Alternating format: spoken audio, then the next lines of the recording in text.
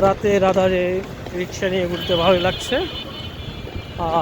যাদের বোরিং লাগছে বাসায় বসে বসে তারা ঘুরতে আসতে পারেন।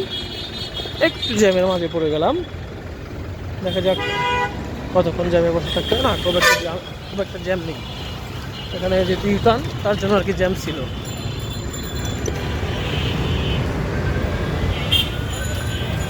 বাঙালি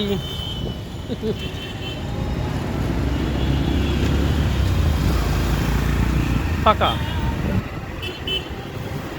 খুব একটা জ্যাম নাই, ঘুরতে ভালো লাগছে। চলে আসেন সবাই। বাসায় বসে সারা দিন যে গরমটা গেছে ভাই, এখন একটু ভালো লাগতেছে। আজকে টেম্পারেচার অনেক হাই ছিল, রোদ ছিল অনেক।